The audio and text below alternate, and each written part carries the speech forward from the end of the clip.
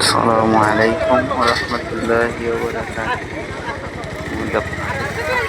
দর্শকবৃন্দ, ঘোড়া দিয়া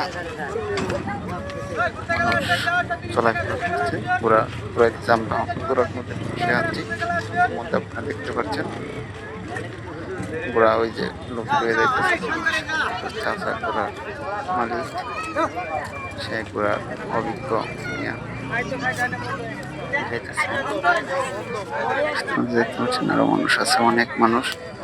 বরাবরই আমরা সরাসরি চলে আসছি তুরাগ নদী।